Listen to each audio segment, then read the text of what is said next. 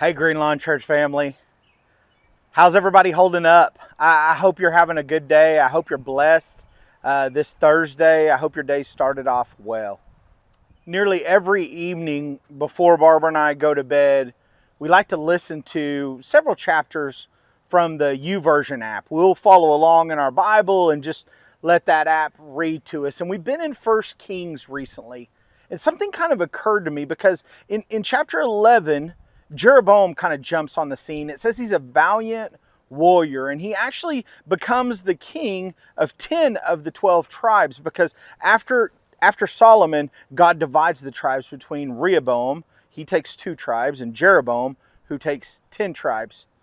But I've noticed as it continues on, there's an interesting phrase that continues to point back to Jeroboam, especially in 1 Kings 15. Because it begins to point back. As it mentions other kings, it will point back to they were wicked. They followed in the ways of Jeroboam. Or it will say they followed in the ways of King David or didn't follow in the ways of King David. Isn't that interesting that the Bible will compare these kings back to a very wicked king in Jeroboam or a very righteous king in David? When I think about those 2 kings, when I think about their name being repeated throughout history, as either wicked or righteous, there's one word that comes to mind. I think about the word legacy. There are certain things that are fundamental to the human fulfillment. The essence of these things are found in the phrase to live, to love, to learn, and to leave a legacy. The way you live matters. People take note, and they're either impacted for the good or for the bad. The way you love matters. People won't remember what you said. They'll probably forget what you did, but they will never forget how you made them feel. If they felt loved around you, they will remember.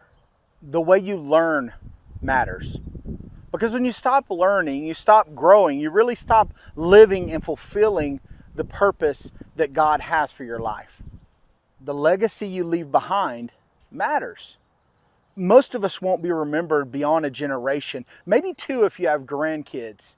But here's what will be remembered.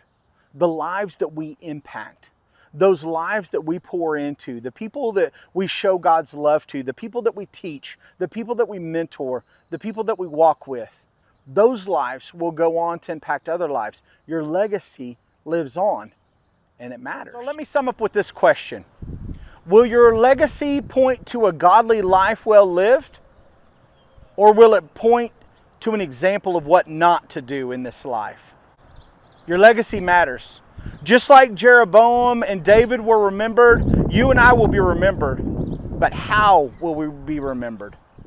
So I want to challenge you to completely surrender to God in obedience.